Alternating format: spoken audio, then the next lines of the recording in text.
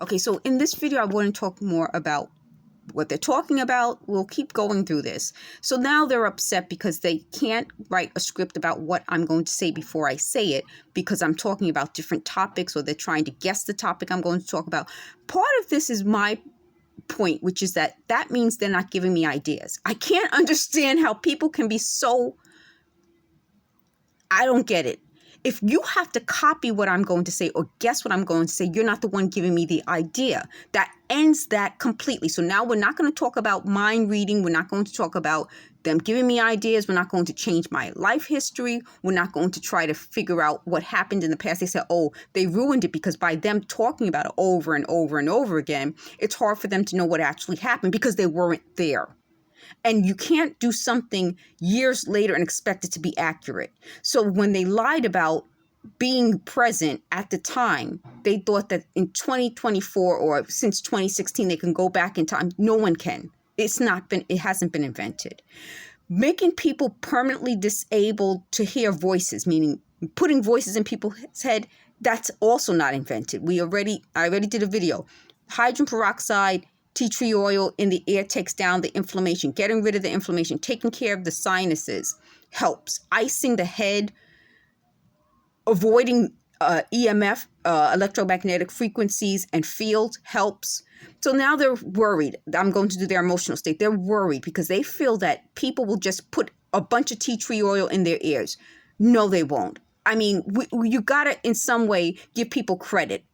I don't think they realize people are much smarter than they are. People will search the internet. I have a playlist where I have exercises, AI, and health that gives people different videos based on that information. So they'll look it up. People are smart. And I think that's part of it. I'm 50. I'll be 51 in December. I think the people who were around these types of people were the types of people who didn't know how smart my generation is and the younger generations are. I think they never gave us credit. And part of what they've been saying over and over again is that they thought I would turn out to be different because they didn't want certain people to have knowledge or have opportunities. And I think people in my generation understand that. They used to call us, I'm Gen X, so we weren't supposed to live up to anyone's expectations. And I think in a lot of ways we have. I think what happened was certain generations, not the greatest generation, the people who've been to wars and who experienced life, but people who didn't, and people who thought they would know better and that appearances counted more than actuality. Actual things count more than appearances. Those people didn't want us, my generation, to be real people. I think the greatest generation that lived defended our democracy. They integrated the armed services. They protected freedom of speech, freedom of choice. They didn't worry about computers and virtual reality. They worried about actual reality. And I'm going to title this video, Reality versus Virtual Reality, because we're fighting the same thing over again now with artificial intelligence versus actual intelligence. That group of people that came up with all of these imaginary things didn't want us to be able to face reality. And when they're talking about things as though reality isn't going to take over their imaginary world, it shows that they're living in an imaginary world that they've created. And in their imaginary world, Black people aren't smart. Females have to be ladylike, and they have to define what ladylike is. People shouldn't have a choice of what they do with their time, energy, and with their money. I would be someone who's going to listen to them as opposed to my own thoughts, which is part of why this is about mind control. It's about people talking to me 24/7, giving me stupid ideas that if I had taken, I would have been arrested. I would have been in trouble. Threatening me, trying to say that they're the ones who have been my friends. No friend would do this to another person. No friend would take your life story, twist it to make them look like they were helping you all along. Then when you disprove it, come up with more lies and more ways that they can take credit. A real friend would have called me up. A real friend would have dropped this radio frequency broadcast and called me on the phone and said, listen, this is what's going on. You're not my friend and never will be. And people already know that. People already see it.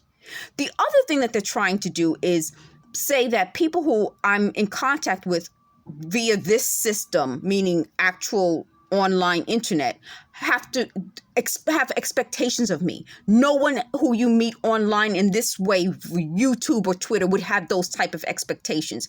Again, we're talking about reality. If a friend who claims they were a friend in reality could do this to me, why would you think someone on the internet would give you a better treatment? And that's my point. We got to stop dealing with imaginary stuff and deal with the real world. If somebody who knew you flesh and blood from the time you were 7 or 8 years old could treat you like this, someone on the internet's not going to treat you any better. Don't expect more. I'm the type of person, had this been the other way, would have picked up the phone and said, this is what's happening. Do you know that someone's broadcasting information from your apartment and pretending that they're you, stealing your identity, pretending that I would have done that. And they know I would have. They've written it. When you know, my mother always quotes Judge Milian, People's Court. Say it, forget it, write it, regret it. Meaning once you wrote all these wonderful things about me, you cannot now twist it years, decades later. We're talking about decades later. And no, I'm not going to give you my life story. You don't deserve it.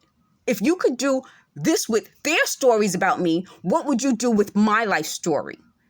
So another big thing is they said that, you know, as I'm talking about what is culture, things that are cultural, racial, nationality, they said, oh yeah, you were always talking about meaning being Black, race, American, nationality, ethnicity of West Indian descent that I was always talking about. Exactly.